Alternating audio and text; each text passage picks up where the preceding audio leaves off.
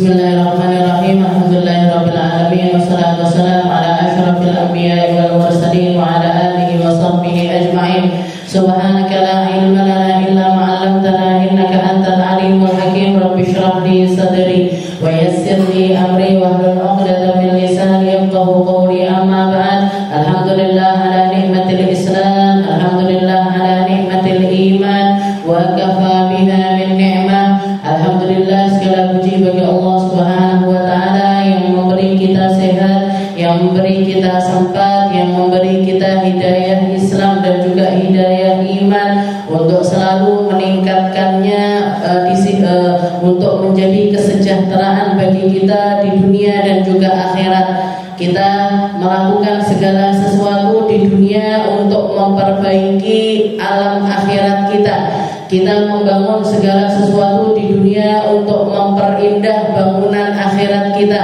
Kita melangkah di berbagai macam tempat kebaikan di dunia dengan harapan kaki kita dibanyakin juga langkah-langkah indahnya di sisi Allah Subhanahu wa taala, di dalam syurganya Allah Subhanahu wa taala. Karena hakikatnya dunia ini jembatan menuju akhirat. Hakikatnya dunia ini tempat kita mampir untuk ngambil bekal menuju akhirat. Oleh karena itu orang-orang yang cerdas adalah mereka-mereka yang menggunakan seluruh dunianya untuk akhirat. Menggunakan seluruh dunianya untuk akhirat. Makanya ada sebagian ulama yang mengatakan di dalam syairnya, inna lillahi ibadun futana talaqud dunya wa khaful fitana. Di dunia ini selalu akan disisakan sama Allah Ta'ala orang-orang yang cerdas, yang ngerti tentang perkara dunia, faham dengan fitnahnya, faham dengan kejamnya, faham dengan keburukannya. Nadharu fiha falamma alimu annaha laysat lil hayyi watana. Ketika mereka melihat, merhatikan, memandang tentang segala hal yang terjadi di dunia, mereka tahu persis kalau dunia ini bukan tempat tinggal abadi. Apa lalu yang mereka lakukan? Ja'aluha lujjatan. Mereka menjadikan dunia ini hanya ibarat ombak saja. Ombak itu kan pengen ke kanan ya ke kanan, pengen ke kiri ya ke kiri, pengen gulung-gulung ya gulung-gulung, pengen kecil-kecil pecah-pecah di pantai-pantai juga terserah ombaknya. Begitulah sebenarnya hakikat kehidupan kita di dunia. Kita ini diombang-ambingin sama ombaknya dunia. Mulai dari kecil, semua orang dengan ritme yang sama. Kecil, habis itu nanti remaja, habis itu nanti dewasa, habis itu nanti tua, terus seperti itu. Dan setiap orang punya jalannya masing-masing. Ada yang dapat porsi dari keilmuan, ada yang dapat porsi dari harta, ada yang dapat porsi. Tapi hakikatnya semuanya ini cobaan untuk dirinya. Jadi mek koyo ombak tok, wes wayahe ngene yo ngene, wayahe ngono yo ngono. Dapat rezeki di sini ya kita ambil rezeki itu, dapat rezeki ya berarti memang bukan rezekinya kita. Jadi ja'alu halujjatan. Para orang-orang cerdas ini cuma melihat dunia ini kayak ombak aja. Cuma untuk dinikmati aja, Bu. Enggak usah terlalu mikirkan pokoknya ombakku kudu rene, ombakku kudu rono. Aku harus jadi orang yang seperti ini. Aku harus jadi orang yang begini. Saya harus dapat ini apa yang saya inginkan. Gak perlu. Karena yang dijatahkan untuk dirimu akan datang, yang gak dijatahkan untuk kamu gak akan nyampe. Yang kita lakukan cukup ngikuti ritmenya. Oh ya sudah, saya dimasukkan di dalam keilmuan. Ya sudah, saya tenanan nih gue keilmuan. Saya dikasih porsi harta. Ya sudah, jadikan harta itu sebaik-baik tunggangannya kita. Kita dikasih jabatan, ya sudah jadikan jabatan itu tadi untuk kita nyari ridhonya Allah Ta'ala. Kita dijadikan orang-orang biasa. Jadi orang-orang biasa sing apik. Nanti ngomong biasa. Kalau kita jadi pemimpin yang baik. Kalau kita jadi rakyat yang baik. Kalau kita jadi orang yang berbicara, bicaralah dengan baik. Kalau kita jadi pendengar, jadilah pendengar yang baik. Monotok meanku. Ja'alu halujjatan. Setelah itu apa? Wattakhadhu salihal a'malu fiha sufuna. Setelah itu nanti mereka lebih baik, mereka fokus di dalam bangun peraunya dia untuk nyampaikan dia menuju akhiratnya Allah Subhanahu wa taala. Sing kudu diapiki diri kita sendiri, amal kita sendiri. Nggih, amal soleh ini yang perlu kita bangun biar dunianya kita ini benar-benar nyampaikan kita menuju Allah Subhanahu wa taala. Jadi seperti itu. Makanya orang-orang cerdas itu nggak pernah mereka itu disumpekin gara-gara hal dunia itu, nggak pernah. Kehilangan biasa, kehilangan orang yang tercinta biasa. Yo sedih tapi nggak sampai berlarut-larut di dalam kesedihannya. Nabi Muhammad juga sedih ketika ditinggal istri tercintanya Sayyidah Khadijah, ditinggal putri-putrinya Sayyidah Zainab, Ruqayyah, Ummu Kulthum, semuanya mendahului Nabi Muhammad SAW. Tapi Rasulullah ya sedih, bahkan semua putrinya Nabi Muhammad sendiri, yang masuk ke liang lahat ngambil jenazah putrinya untuk dimasukkan ke liang lahat. Kecuali istri pertamanya Sayyidina Utsman, karena Rasulullah lagi di Badar, lagi perang Badar, putrinya meninggal dunia. Jadi semua ini tadi ombak-ombak kehidupan ini sesuatu yang ya seperti itu, seperti itu kehidupannya dunia. Ngapain kita terlalu berambisi di dalam perkara dunia? Sing penting dunyane awake dhewe nyampaikan kita menuju Allah. Punya mata dipakai untuk ngamal sing apik, punya telinga dipakai untuk beramal yang baik, punya mulut dipakai ngomong-ngomong yang baik, punya kaki dipakai melangkah ke tempat-tempat yang baik. Diperbaiki sholatnya, diperbaiki puasanya, diperbaiki sedekahnya dan lain sebagainya. Seperti itu aja. Biar kita menjadikan dunia ini wattakhadhu salihal a'malu fiha sufur. Perahu-perahu mereka, perahu-perahu kita menuju akhirat ini ya amal-amal kebaikan kita sendiri. Terserah kita mau masuk surga yang mana. Mau masuk surga yang mana? Katanya Nabi Muhammad mengatakan di depan pintu-pintu surga ini ada banyak macam pintu. Ada pintu sholat malam, ada pintu puasa namanya Ar-Rayyan, ada pintu orang-orang yang ahli syukur, ada pintu orang-orang yang ahli di dalam sedekah. Sudah, kalau kita nggak bisa ngambil semuanya, ngambil beberapa saja. Sayyidina Abu Bakar sempat nanya, ya Rasul, kalau misalkan ada orang serius di dalam semua amal tersebut, nanti dia mau masuk pintu lewat mana ya Rasul? Maka Rasulullah mengatakan terserah dia. Dan termasuk salah satu orang yang akan diperebutkan oleh semua pintu-pintu tersebut karena saking baiknya dia di dalam setiap amal kebaikannya adalah engkau wahai Abu Bakar. Jadi saya dikasih kabar gembira sama Nabi Muhammad bahwasanya kamu nanti akan diperebutkan oleh semua pintu surga karena semua pintu surga itu pengen dimasukin sama Sayyidina Abu Bakar. Karena Sayyidina Abu Bakar serius semuanya, Bu. Sedekah serius, bangun malamnya serius, sholatnya serius, ibadahnya semuanya diseriusi sehingga semua pintu-pintu itu kepingin dimasuki oleh Sayyidina Abu Bakar. Nah, kita lanjutkan pembahasan kita di dalam kitab Bidayatul Hidayah ila an qala al-muallif rahimahullahu taala wa nafa'ana bihi bi ulumi fid dharain amin fahfaz jami'a badanik wa khususan a'dha'aka as-sab'ah. Kalau kita kemarin bahas tentang tarkul ma'asi atau meninggalkan maksiat, dan para ulama sepakat meninggalkan maksiat ini jauh lebih dikedepankan ketimbang memperbanyak amal. Mendingan kita bersih-bersih ketimbang kita bangun sebuah bangunan di atas pasir yang goyang. Jadi yang didedekne tarkul ma'asi dulu. Kita tinggalkan dulu semua keburukan, baru kita berhiaskan dengan berbagai macam kebaikan. Tapi apa enggak boleh orang masih maksiat tapi melakukan kebaikan? Apa enggak boleh? Boleh saja. Jadi orang enggak harus enggak kudu ngenteni resik baru beramal baik, enggak.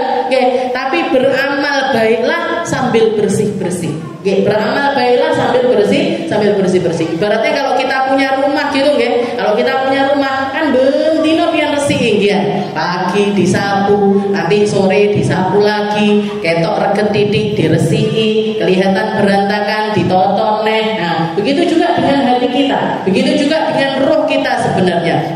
Ketok enek berantakan saya di sini, niat saya berantakan dibenah nih. Pikiran saya omongan saya kok jelek-jelek, dibenakne omongane. Seperti itu. Sambil menghiasi diri kita dengan berbagai macam kebaikan. Nah, jadi tarkul ma'asi itu ibaratnya seperti itu. Setelah itu Imam Ghazali mengatakan fahfad jami'a badarik. Maka jagalah seluruh anggota tubuhmu ini, jaga agar jangan sampai melakukan kemaksiatan. Wa khususan a'dha'aka sab'ah, terutamanya dari seluruh anggota badan kita ini, terutamanya ada di 7 anggota tubuh. Ada 7 poin yang harus lebih lagi kita perhatikan. Fa inna jahannam laha sab'atu abwab, karena pintu neraka jahanam itu ada 7 pintu. Jadi neraka itu 7 lapis. Neraka itu 7 lapis. Ada neraka sa'ir, ada neraka hutomah, ada neraka macam-macam. Yang paling bawah namanya neraka jahanam. Dan dari neraka jahanam ini juga ada 7 pintu. Fa inna jahannam laha sab'atu abwab. Neraka jahanam ini yang paling bawah ini punya 7 pintu. Likulli babin minhum juz'un maksum. Nah, di setiap pintunya ada bagian-bagian tertentu. Jadi satu pintu itu dikhususkan untuk maksiat-maksiat tertentu. Wala yata'ayyanu litilkal abwab illa man 'asallahu ta'ala bihadhil a'dha. Dan tidak dimasukkan lewat pintu-pintu tersebut kecuali orang-orang yang melakukan maksiat-maksiat di dalam hal tersebut. Wahia al-ain wal udun wal lisan wal batan wal faraj wal yad wal rijl. Jadi 7 anggota itu tadi, orang yang suka maksiat mata masuk neraka lewat pintu maksiat mata. Orang yang sukanya maksiat telinga, dengerin hal-hal yang buruk, gak ngrungokne sing api-api tapi ngrungokne sing elek terus, maka dia nanti masuk nerakanya lewat pintu maksiat telinga. Wal lisan, begitu juga dengan lisan. Orang yang omongannya buruk, omongannya jelek, penuh dengan kedengkian, kebencian dan lain sebagainya, yang keluar ini perpecahan, keburukan, maka orang tersebut masuk ke dalam neraka lewat pintunya lisan. Dan pintu lisan ini pintu yang paling bukakan maksiat-maksiat yang lainnya. Nabi Muhammad mengatakan kalau kamu bisa jaga 2 anggota terkhusus, jadi dari 7 ini 2 hal ini bisa kamu jaga, insya Allah yang lainnya akan terjaga. Yaitu lisan sama al-faraj, sama kemaluan. Maksiat kemaluan sama maksiat lisan. Nah ini kalau kamu bisa berhati-hati di dalam hal tersebut, insya Allah yang lainnya lebih mudah lagi. Wal lisan. Setelah itu yang ketiga, yang keempat al-baton. Maksiatnya perut, makan makanan haram, nggak peduli dari mana datangnya, nggak peduli seberapa banyaknya, dituruti kabeh, sampai melanggar aturannya Allah Taala. Nah, maka dia masuk neraka lewat pintunya maksiat perut. Maksiat perut. Setelah itu al-faraj. Yang kelima adalah kemaluan. Maksiatnya kemaluan. Orang-orang yang sukanya berzina, apalagi zina padahal dia sendiri sudah punya pasangan. Nah, berkali-kali lipat lagi dosanya. Jadi zina sama seseorang aja sudah maksiat besar. Ini berzina sama orang yang padahal dia sudah punya pasangan, istilahnya wis enek sing halal malah melakukan sesuatu yang haram. Ini lebih parah lagi. Nah, masuk nerakanya lewat pintu maksiatnya al-faraj atau kemaluan. Dan yang keenam al-yad, maksiat tangan, atau apa namanya, macam-macam, nyuri, ngaploki uang, atau pokoknya melakukan hal-hal yang buruk dengan tangannya, dia masuk neraka lewat pintu tangan berrijil. Dan yang terakhir adalah kaki, melangkah ke tempat-tempat yang buruk dan lain sebagainya. Nah, diperinci nanti sama Imam Ghazali juga tentang semua maksiat-maksiat tersebut. Nah, jadi yang pertama dibahas di sini amal ain. Nah, kalau mata, tentang mata kita, katanya beliau fa innama khuliqat laka litahdiya biha fid duluman. Allah Taala menciptakan untuk kita mata, menciptakan dengannya pandangannya mata. Karena enggak semua orang yang punya mata bisa memandang. Enggak semua orang yang punya mata bisa Gak semua orang yang punya hati bisa merasakan kebaikannya hati. Gak semua orang punya otak bisa berakal dengan benar. Jadi tujuannya Allah Ta'ala ngasih kita pandangan ini apa? Fa inna ma khuliqat laka litahdiya bika fid dhulumat. Litahdiya biha fid dhulumat. Pertama, hal yang Allah Ta'ala inginkan dengan mata kamu adalah agar kamu ini lebih bisa memandang di dalam kegelapan. Jadi petang kamu bisa melihat dengan bantuan matamu untuk memandang sesuatu dengan lebih jernih. Jadi awake dhewe merem kan gak ketok. Kalau kita buka mata kita maka kelihatan ini jelas. Ini tembok warnanya seperti ini, karpet warnanya hijau dan lain sebagainya, kelihatan secara nyata. Itu tujuan pertamanya Allah memberikan kita mata. Wa tasta'inu biha fil hajat, juga bantu kamu untuk melakukan berbagai macam keperluan yang memang kamu butuhkan. Wa tandur biha ila ajabi malakutil ardi was samawat wa ta'tabiru biha bima fiha minal ayat. Setelah itu juga bantu kamu untuk melihat, memberikan kamu jatah untuk bisa melihat berbagai macam keindahan yang Allah Ta'ala ciptakan. Fis sama au fil ard, di langit ataupun juga di bumi. Kalau kita keluar rumah di siang hari, kita bisa melihat awan-awan yang indah. Delok langit, kelihatan awan yang indah, kelihatan langit yang warnanya biru, kelalen rodok mendung warnanya berubah jadi abu-abu. Lek wis arep udan warnanya tambah peteng neh gitu. Ngeliat lagi ke langit, ada yang namanya matahari, burung-burung yang terbang di atas, itu semuanya adalah keindahan yang Allah Ta'ala ciptakan di atas bumi. Nah, nanti di bumi kita juga melihat macam-macam ciptaannya Allah Ta'ala. Melihat gunung, melihat sungai, melihat laut, melihat semua hal pemandangan-pemandangan yang indah itu tadi semuanya Allah Ta'ala ciptakan untuk kamu nikmati. Silahkan, silahkan delok kabeh ciptaannya Allah Ta'ala ini, silahkan. Wa ta'tabiru bima fiha minal ayat. Setelah itu kamu nanti ketika kamu melihat semua keindahan tersebut, kamu akan bisa ngambil ibrah dari setiap bukti-bukti kemahakuasaannya Allah. Bukti-bukti kemahakuasaannya Allah. Wa ilal ibili kaifa khuliqat wa ilas samai kaifa rufi'at wa ilal jibali kaifa nusibat.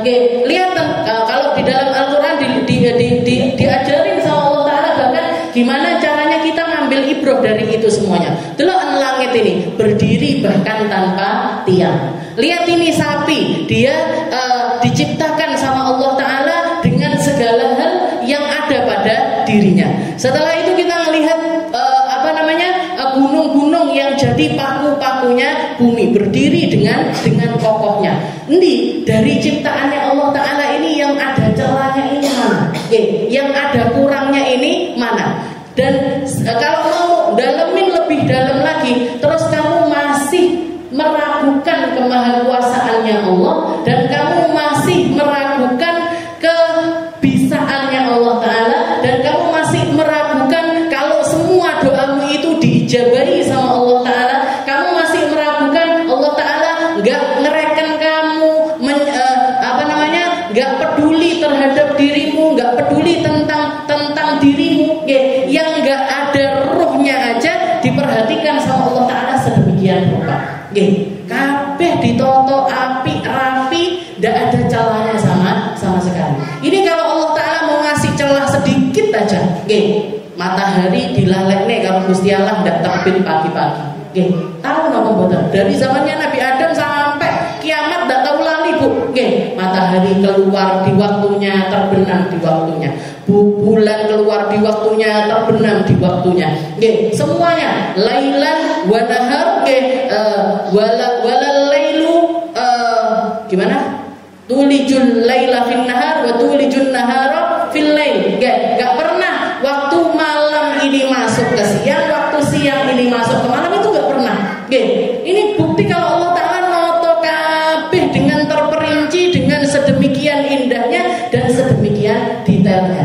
Terus Allah Ta'ala yang dengan maha kuasanya seperti itu, kita sebagai hambanya, kita yang tunduk patuh kepadanya, kita yang sholat sehari 5 waktu, kita yang puasa di bulan Ramadan, kita yang sedekah, zakat fitrah dan lain sebagainya. Mungkin nggak kira-kira Allah Ta'ala ini menyia-nyiakan kita? Gak mungkin, Bu.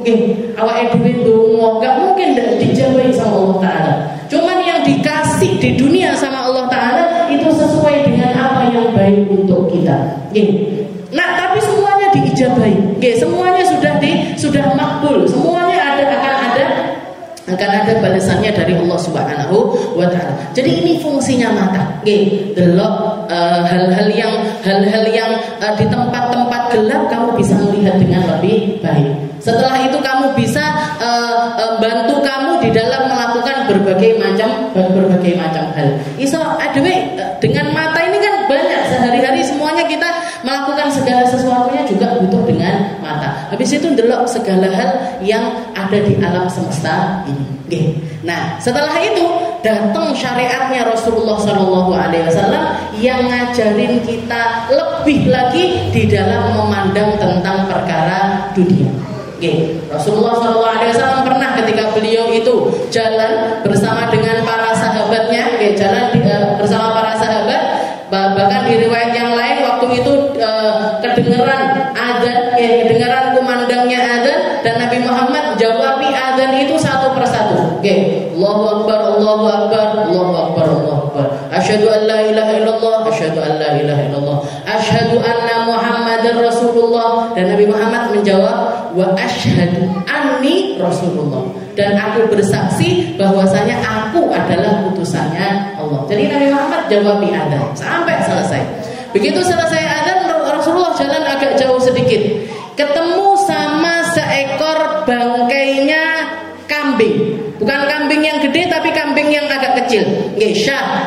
Jadi kambing yang agak kecil mati di pinggir jalan. Sudah bau, sudah aromanya ini sudah nggak enak, sudah jadi bangkai. Sudah jadi bangkai, baunya nggak enak. Diambil sama Nabi, dipegang dengan kedua tangannya, telinganya si kambing ini tadi diangkat sama Rasulullah. Setelah itu Rasulullah mengatakan, ya ashabi, wahai para sahabatku, man minkum yashtari hadza syah bidirham.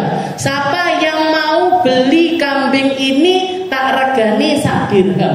1 dirham itu mungkin ya kalau sekarang 1.000. Siapa yang mau beli bangkai kambing ini dengan harga 100.000?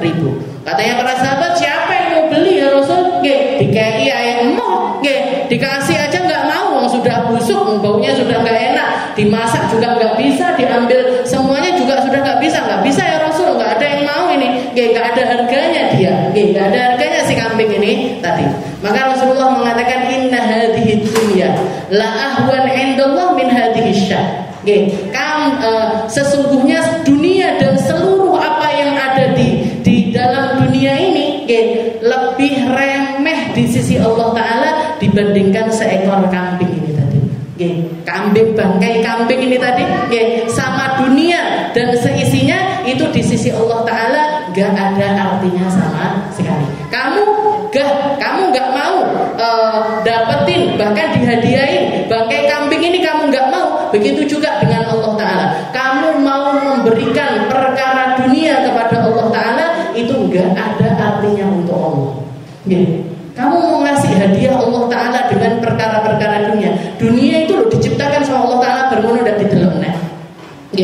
Dunia itu loh ketika sudah tercipta, Allah Ta'ala nggak pernah memandangnya sekalipun. Allah Ta'ala menciptakan dunia untuk kebutuhannya manusia tinggal di dunia, tapi bukan untuk dipersembahkan kepada Allah. Bukan untuk dipersembahkan kepada Allah. Jadi Nabi Muhammad itu selalu kalau melihat hal-hal yang semacam itu diingatkan ke akhirat, diingatkan lagi ke akhirat. Biar apa? Biar cara pandang manusia ini benar-benar berpaling 180 derajat dari apa yang nampak nyata. Kalau kita masih hidup ini kan yang langsung ditangkap sama mata ini kan pas delok omah api omahe Nggih, pas delok wong ganteng, ganteng ibu cah iki. Nggih, jenengan ngelihat baju bagus, modele kok apik men. Nggih, sandal bagus, bagus sekali. Nggih. Nah, ini yang Rasulullah mah enggak senang sama barang bagus, senang, Bu. Nggih, Rasulullah itu baju bagus senang. Sisir bagus senang, celak bagus senang, parfum yang baunya wangi senang Rasulullah. Oke, tapi setiap kali melihat hal tersebut Rasulullah selalu mengatakan Allahumma la aisha illa aishal akhirah. Oke, Allahumma la aisha illa aishal akhirah. Ini sesuatu yang bagus dan saya senang dengan sesuatu yang bagus. Tapi sesuatu yang bagus tentang perkara dunia ini kalau bikin akhirat saya rusak percuma. Oke. Saya punya rumah bagus, tapi rumah itu nggak dihiasi Al-Quran, nggak dihiasi ilmu, nggak dihiasi sholat, nggak dihiasi dengan perkara-perkara yang bawa ahli orang rumah tersebut untuk nyampe kepada Allah Ta'ala dengan cara yang benar. Percuma rumah gedong. Saya punya baju bagus, kalau baju bagus ini bikin saya sengsara di sisi Allah Ta'ala. Percuma pakai baju bagus. Saya punya kendaraan bagus, kalau nggak nyampaikan saya menuju Allah Ta'ala. Percuma punya kendaraan bagus. Itu yang ingin disampaikan sama Nabi Muhammad SAW. Jadi perkara dunia ini dilihat, dipandang bukan untuk dinikmati di dalam dunia ini, tapi untuk nyampaikan kita menuju Allah Subhanahu wa Ta'ala. Dan di sini dikatakan walaisal murad an-nadhar ila dunya bi'ainil ikhtiyar wa inna ma arada an-nadhar ilaiha bi'ainil i'tibar. Jadi fungsi mata seperti yang dikatakan sama Imam Ghazali wa ta'tabira bima fiha minal ayat, biar kamu itu dapat ibrah dari setiap hal yang kamu lihat. Biar kamu bisa ngambil pahalanya pandangan mata dari setiap apa yang kamu pandang. Maka jadikanlah pandanganmu ini bukan pandangan ikhtiar, tapi pandangan ikhtibar. Pandangan ikhtiar ini apa? Memilih untuk memandang sesuatu. Jangan kita jadikan mata kita ini memilih apa yang dia pandang, tapi jadikan apa yang kamu pandang itu ambil ibroh dari hal tersebut. Kita ini kan melihat segala sesuatu. Gampangnya itu gini. Kamu ketika melihat sesuatu, ojo nuruti opo karepe sing yang pengen kamu lihat. Jangan nuruti apa yang pengen kamu lihat. Kalaupun kamu menuruti apa yang kamu lihat, jangan cuma memandangnya sebatas keindahan dunia, tapi ambil ibrah akhiratnya. Jangan berangkat dari rumah ke majelis, mesti ketemu reno-reno, ketemu jalanan, ketemu pohon, ketemu rumahnya orang, ketemu sama manusia-manusia yang hidup ini tadi. Pandangi segala sesuatu yang sudah nyampe ke mata kita ini untuk nyampaikan kita ke akhirat. Caranya gimana? Kita ngelihat tanah. Ya Allah, tanah ini dilandaikan untuk saya. Dilandaikan untuk saya. Saya digampangkan untuk jalaninnya. Kalaupun misalkan rumah saya ini jauh dari tempat kajian, saya dikasih sama Allah Ta'ala nikmate duwe motor, nikmate iso numpak motor. Kalaupun misalkan nggak punya motor, kita dianterin sama orang, kita dikasih nikmat orang yang nganterin kita ke tempat kebaikan tersebut. Jadi sing didelok nikmatnya Allah Ta'ala di dalam perkara-perkara tersebut. Kelihatan pohon-pohon, misalkan masuk sini jangan lihat Bu Nur punya bunga-bunga itu tadi. Enek sing warnane hijau, enek sing warnane abang, enek sing warnane kuning. Iki sing ngeliri sapa? Gusti Allah. Waktunya dia hijau, dia jadi hijau. Waktunya oranye, dia jadi oranye. Waktunya layu, dia berubah jadi kering dan juga berubah menjadi kecoklatan dan lain. Siapa ini yang bikin semuanya itu? Siapa yang memindahkan dari satu hal ke hal yang lain, menjadikannya dari satu bentuk menjadi bentuk yang lain lagi? Ini siapa kalau bukan Allah Subhanahu wa Ta'ala? Jadi didelok kabeh ini nyampe semuanya ke mata kita, nyampe semuanya ke pandangannya kita. Jangan melulu, jangan terpaku hanya tentang apa yang ketok motor tok. Itu namanya pandangan ikhtiar. Pandangan pilihan apa yang kita lihat, tapi ambil ibrah dari apa yang kita lihat. Ambil ibrah dari apa yang kita lihat, pandang seperti pandangannya Rasulullah Shallallahu Alaihi Wasallam. Cara pandangnya pakai cara pandangnya Nabi Muhammad. Kama hukiya anna Yusuf bin Asbat ata lahu bi jawharatin fa akhadaha wa qallabaha wa wada'a ala 'ainaihi. Ada salah seorang ulama namanya Yusuf bin Asbat. Yusuf bin Asbat ini dikasih di depannya ini jauharah. Jauharah itu kayak batu mulia, apa mutiara, apa jamrut, apapun, pokoknya batu mulia, batu yang harganya itu mahal dan bagus, cantik kalau dilihat. Delok berlian, delok seneng ndak delok berlian. Delok berlian api, mutiara yo api, kabeh perhiasan-perhiasan seperti itu kan enak untuk dilihat mata. Nah, ini Yusuf bin Asbat ini dikasih jauharah. Fa akhadaha, diambil sama beliau. Wa qabbalaha, diterima, dilihat, wa wada'a ala 'ainaihi, terus dibolak-balik. Setelah itu wada'a ala 'ainaihi thumma wada'aha baina yadayhi. Dilihat, setelah itu ditaruh di depannya. Setelah dilihat ditaruh di depannya. Wa qala, setelah itu beliau mengatakan, "Innad dunya lam yukhlaq linandur ilaiha." Kita dikasih mata sama Allah Ta'ala, kita dikasih dunia sama Allah Ta'ala. Dunia ini duduk barang delok-delokan. Innad dunya lam yukhlaq linandur ilaiha. Dunia ini bukan tempatnya kita untuk melihat perkara dunia saja. Innama khuliqat linandur biha ilal akhirah. Tapi dunia diciptakan sama Allah Ta'ala untuk kita lihat mana yang nyampein kita ke akhirat, mana yang nyampein kita menuju Allah Subhanahu wa Ta'ala. Ini batu mulia ini, kalau cuma sekedar saya sematkan di dadekne cincin, apa didadekne kalung, atau cuman hanya tempat untuk melihat saja. Tapi kalau misalkan kita pakai untuk barang melihat pun, tapi kalau dipakai dengan niatan seperti niatannya Rasulullah Shallallahu Alaihi Wasallam, Rasulullah itu senang dan suka pakai hal-hal yang indah. Beliau juga pakai salah satu perhiasan yang sering beliau pakai itu cincin tapi terbuat dari perak. Kan ya lumayan bagus. Tapi bukan cuma itu, bukan cuma sekedar itu fungsi dari cincin itu tadi, tapi cincinnya Nabi ini juga berfungsi sebagai khatam.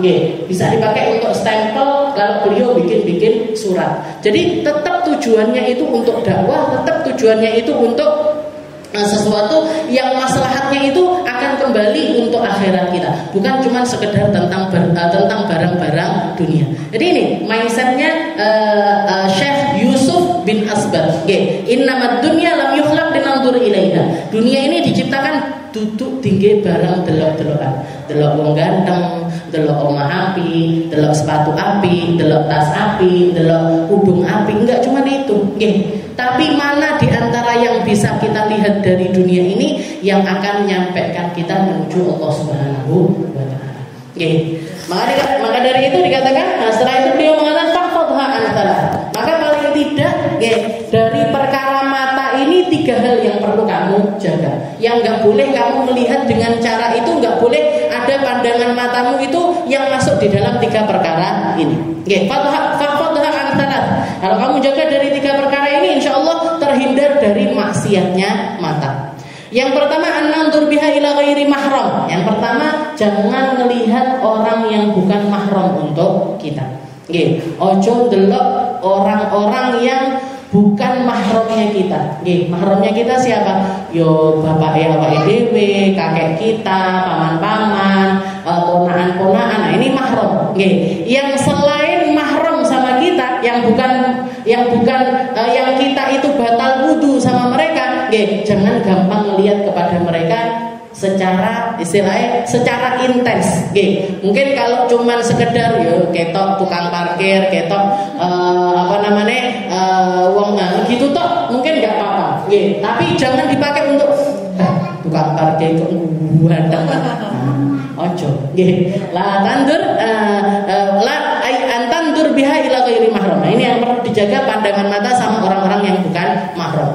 Kenapa kok seperti itu? Karena ini orang itu bisa nyampe ke zina itu nggak mungkin langsung berzina. Ya, orang nyampe ke zina itu nggak mungkin langsung berzina, tapi mesti awalnya itu dari mata. Nggih, delok dhisik, bar ngono kerep ketemuan, habis itu janjian, bar ngono lagi. Nah, terjadi hal-hal yang lainnya. Nah, jadi semuanya dari mata. Kalau mau ngilangin dosa zina secara keseluruhan, maka yang harus dimatikan dulu adalah pandangan mata kita terhadap orang-orang yang bukan mahram untuk kita.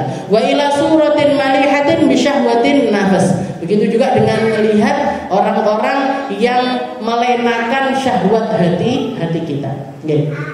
Nantilah delok sapa niki sing dipasangi karo bundur ini. Nggih, guru-guru kita, nggih, ulama-ulama, Habib Salim Asyatiri, Habib Zaid bin Semit, Habib Sayyid Muhammad bin Ali Al-Maliki, Abuya Hasan, Habib Ahmad, Habib Zaid. Ini orang-orang yang kalau ketika kita melihat mengingatkan kita tentang amal kebaikannya mereka. Ngingetin kita tentang track record indah yang mereka bangun. Nggih. Track record indah, jadi riwayat atau histori kebaikan-kebaikan yang mereka tanamkan semasa hidupnya mereka. Nggih, selama mereka hidup di dunia ini. Habib Salim Asyatiri ini julukannya Sultanul Ulama. Nggih, rajanya orang alim. Gurunya Habib Umar bin Hafid. Nggih, gurunya Habib Umar. Habib Umar kalau datang ke tempatnya, ke majelisnya Habib Salim, dicepai mik sampean sama Habib Salim. Saking banyaknya pertanyaan yang keluar dari Habib Umar. Padahal beliau ulama, tapi masih berguru sama Habib Salim Asyatiri. Nggih, dan kalau berada di majelisnya, nanyanya paling banyak. Dan nanyanya ini bukan nanya ngetes, enggak, nanya yang memang benar-benar beliau enggak ngerti tentang masalah tersebut. Dan semuanya, istilahnya hampir semua yang ditanyakan Habib Umar diselesaikan sama Habib Salim di luar ekspektasinya. Jadi dapat ilmu itu yang sesuai dengan apa yang diinginkan, bahkan lebih. Nah, itu Habib Salim. Nggih, Habib Zaid bin Semit, nggih. Anak-anaknya mengatakan, nggih, Habib Zaid bin Semit Madinah masih hidup, masih ada sampai sekarang. Habib Zaid itu anak-anaknya bahkan mengatakan, nggih, jadi anak ditanyain tentang abahnya, nggih, anak ditanyain tentang abahnya. Kaifa abukum fil bait? Abahmu itu kalau di rumah gimana? Kalau di luar rumah semua orang tahu, nggih. Kalau ngaji ilmunya mantap dan lain sebagainya. Kalau di rumah itu gimana? Nggih, katanya anak-anaknya bilang kalau abi ada di rumah, nggih, kalau abah saya ada di rumah, ka'annana fil jannah. Seakan-akan kita itu ada di surga. Nggih. Koyok ning surga, lek enek abah, kalau ada abi, maka ini hidup ini kayak di surga. Abah saya itu bahkan di dalam ngangkat gelasnya, naruh gelasnya, naik tangga satu persatu, itu ada zikirnya sendiri-sendiri. Naik tangga, nggih, satu tangga, dua tangga, itu tangga satu dongo, tangga dua doa lain lagi, tangga tiga doa lain lagi. Nggih, orang kalau dikasih keluasan ilmu, keluasan rasa, keluasan kecintaan kepada Allah Taala ngasih ilmu di luar apa yang dikasihkan di luar apa yang Allah Taala berikan kepada orang pada umumnya. Dikasih ilmu untuk bisa mengamalkan, dikasih ilmu untuk bisa merasakan. Nggih, Habib Zaid bin Semit. Habib Zaid bin Semit itu nikah sama istri beliau, Bapak Maryam. Nggih, beberapa kali datang ke Dalwa juga. Itu nikah sama Hubabah Maryam itu beliau usianya masih sekitar 13-14 tahun. Nggih. Ketika ditanya sama orang, ketika ada orang nanya, Hubabah, jenengan ini kan melakukan pernikahan dini istilahnya, gitu. Pernikahan dini, sik wenom sik cuwili wis dirabekne karo abahe. Nggih. Kalau misalkan gimana komentarnya jenengan tentang fenomena pernikahan dini ini gimana? Nggih. Jawabannya beliau, kalau suaminya kayak Habib Zaid bin Semit silahkan. Nggih. Kalau calon suaminya ini kayak Habib Zaid bin Semit, silahkan nikah sekecil mungkin. Tapi lek ndak jangan. Nggih. Karena kenapa kok seperti itu, Bapak? Karena saya mendapatkan pada diri suami, ya, pada diri Habib Zaid bin Semit ini, ya, ketika saya masuk ke rumah tersebut, saya mendapatkan abah saya ada di situ, kakak saya ada di situ, teman saya ada di situ, ya. Jadi semua hal yang saya dapat begitu saya menikah, saya mendapatinya kembali, itu semuanya ada di dalam Habib Zain bin Smith. Nggih, dadi yo bojo, yo jadi bapak, yo jadi kakak, nggih, itu bersatu di dalam satu kesatuan di dalam dirinya Habib Zain bin Smith. Nggih, jadi katanya beliau gitu. Kalau ada orang mau nikah di usia 13 14 tahun ini gimana Bapak? Kalau bojone kayak Habib Zain bin Smith silakan. Lagi iso golek mantu akhlaknya kayak Habib Zain bin Smith silakan. Lek ndak wis ndak karu-karuan. Ndak karu-karuan. Nah, umur 13 14 tahun bisa apa? Nggih. Apa namanya? Seurung iso apa-apa. Ya Habib Umar juga gitu. Habib Umar itu nikah umur sekitar 17 18 tahun. Nggih, suaminya Bapak Nur itu nikah di usianya segitu, 13 14 tahun. Itu pun rondo anak siji. 14 tahun sudah punya anak satu. Nggih, namanya Bapak Ustazah Fatimah. Nggih. Tapi ya seperti itu, nggih. Katanya beliau lek bojone kayak Habib Umar enggak apa-apa. Nggih, nikah cilik-cilik enggak apa-apa. Lek enggak kayak Habib Umar, enggak kayak Habib Zain bin Smith, enggak usah. Nggih. Jadi ini orang-orang mulia ini. Kalau kita melihat, kita teringatkan dengan akhlak-akhlak indah yang ada pada diri beliau-beliau semuanya. Enggak apa-apa didelok-delokan. Nggih, delok-delokan, dilihat-lihatan, enggak masalah. Nggih, jadi yang pertama itu. Lalu yang kedua, aunandur biha ila muslim bi'ainil ihtikar. Yang enggak boleh sampai kita mandang itu adalah memandang orang muslim lainnya dengan pandangan merendahkan. Nggih, rendahin orang lain. Nggih, ndak satu ras sama saya. Nggih, ini enggak satu kampung sama saya. Iki dudu wongku. Nggih. I wong ngene, kelompok ngene, aliran ngene dan lain sebagainya. Ini yang enggak boleh. Nggih. Allah nandur bi'ainil ihtikar. Jangan sampai kita pakai mata kita ini untuk mandang orang lain dengan pandangan meremehkan. Nggih. Ngeremehin apalagi kalau peremehannya itu hanya tentang sesuatu yang nampak aja. Nggih. Aku ndak seneng karo wong kuwi, nyapa rambutnya berintik. Nggih. Kamu kenapa kok nggak mau temenan sama dia? Sikile gede. Nice. Oke. Jadi apalagi cuma tentang hal-hal yang nampak-nampak seperti itu. Oke. Jadi untuk hal-hal yang seperti itu aja Allah Taala nggak boleh kita untuk meremehkan mereka semuanya. Jadi kalau melihat manusia ini kita pakai patokan satu ayat aja. Oke. Ayatnya Allah Taala yang mengatakan walaqad khalaqnal insana fi ahsani taqwim. Allah Ta'ala mengatakan kami, Allah Ta'ala menciptakan manusia ini dengan penciptaan yang ahsan. Ahsan ini pakai wazan lebih. Okay. Jadi hasan itu baik, ahsan itu lebih baik. Okay. Hasan itu baik, ahsan itu lebih baik. Jadi manusia ini diciptakan sama Allah Ta'ala dengan cara yang lebih baik dibandingkan ciptaan-ciptaan Allah Ta'ala yang lainnya. Maka ketika kita meremehkan mereka dari segi fisik, dari segi apa yang nampak pada mereka, kekayaannya, jabatannya dan lain sebagainya, berarti kita menodai atau meremehkan apa yang telah diciptakan sama Allah Ta'ala secara sempurna. Dan lek ditanteng karo Gusti Allah, lek awakmu ngeremehne ciptaanku yang kayak gini, jajal gaekno sing kaya kuwi. Nggih, bingung awake dhewe. Nggih. Jadi kalau kita meremehkan ciptaannya Allah Ta'ala, ada satu orang ngeremehin ketika melihat cecak jalan-jalan. Cecak ini kan didelok kan enggak enak gitu. Lek wis ning gone omah kan kelihatan kotor dan lain sebagainya. Dia itu mikir seperti ini, nyapa toh Gusti Allah kok dadak nyiptakan cecak. Dunia ini tanpa cecak ini kan juga enggak akan kenapa-kenapa. Jadi di dalam hatinya itu ada pikiran seperti itu. Nyapa toh Gusti Allah kok dadak menciptakan yang namanya cicak. Maka diuji sama Allah Ta'ala. Diuji sama Allah. Dia orang alim, seorang ulama yang istilahnya keilmuannya ini luar biasa. Begitu dia punya pikiran seperti itu, dicabut ilmunya sama Allah.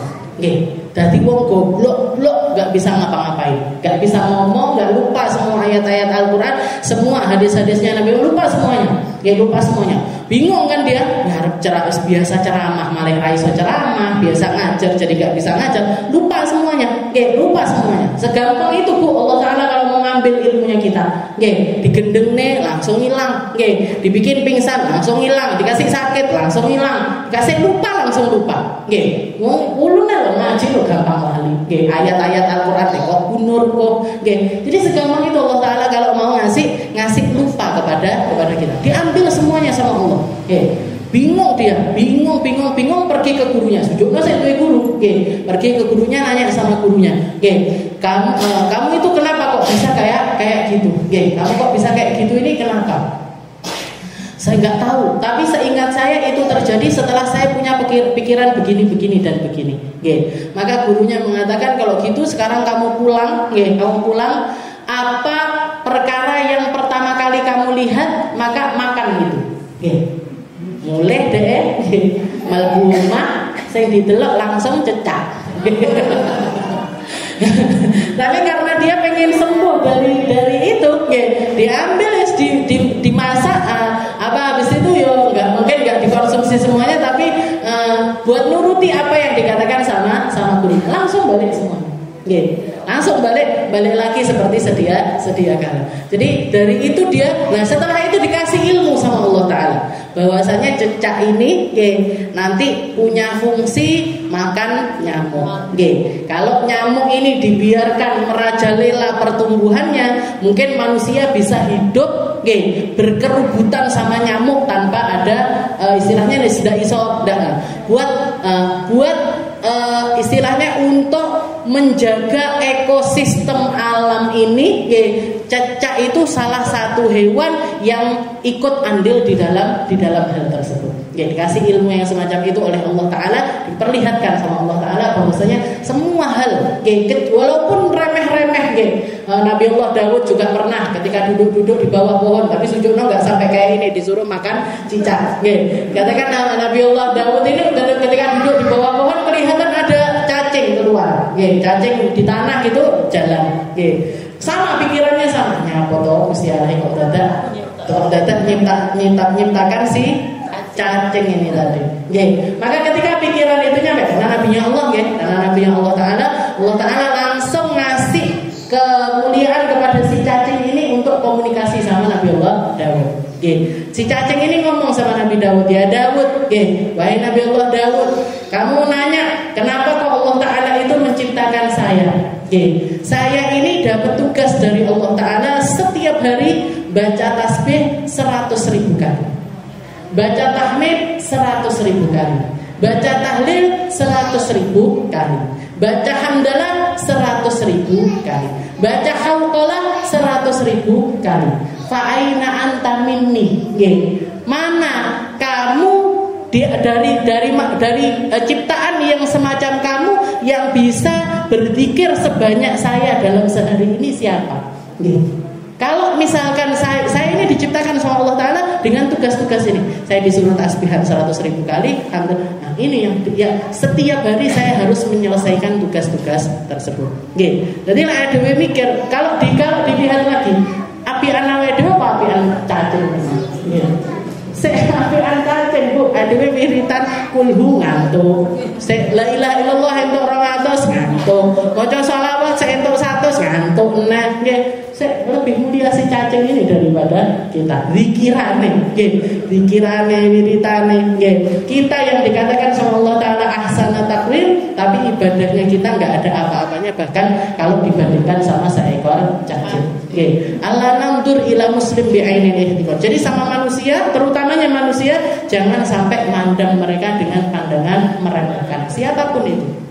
Siapapun mereka. Dan yang terakhir, autab tolik biha ila aibi muslim. Nah, ini juga yang bahaya. Jangan sampai mata kita ini kita pakai untuk neliti aib-aibnya orang muslim. Jadi boleh-boleh salah wong. Ngelihat aibnya orang ini, kuwi lho duwe masalah ngene. Wong kuwi lho tak delok hidupnya gini. Suaminya gini. Anaknya gini. Orang tuanya gini. Dikoreksi wong sak donya, dikoreksi kabeh, lupa sama aibnya sendiri. Lali lek awake dhewe ya duwe banyak salah. lupa kalau diri kita sendiri juga memiliki banyak sekali aib. Autat tolik biha ila aibi muslim. Jadi yang nggak boleh itu tajassus wala tajassasu. Atau yang Allah Taala jangan kamu itu memata-matai orang. Mata-matai orang itu kayak gitu. Jadi apa yang nggak nyampe ke mata kita, apa yang nggak nyampe ke telinga kita, nggak usah nyari-nyari pun. Nggak usah nyari-nyari. Kalau kita nyari-nyari itu sudahlah nambahi beban hati kita, nambahi pikiran kita, nambahi bahan gosipnya kita. Yang mana semuanya itu bukan baik untuk akhirat kita, tapi memperburuk tentang keadaan akhirat kita. Wallahu a'lam bishawab. Ini Nasrine medek bahas juga tentang penyakit ain, karena memang kita ini juga ada. Jadi mata ini ada yang namanya sesuatu yang Allah Ta'ala kemampuan. Mata ini punya kemampuan. Ada kemampuan ijadiyah, ada kemampuan salbiyah. Ada kemampuan yang memang bisa kasat mata, bisa dirasak nih, kayak saya melihat jenengan, ya seperti yang nampak lah, seperti sesuatu yang ini apa yang kelihatan mata saya, ya apa yang memang terjadi di depan mata saya. Tapi kadang-kadang efek dari pandangan ini ada yang sifatnya itu salbiyah. Salbiyah itu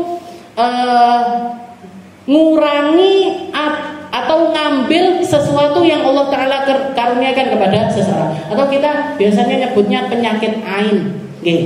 Penyakit ain ini itu namanya tokoh salbiyah, kemampuan mata untuk merusak apa yang ada pada diri orang lain, ngerasa ataupun nggak ngerasa.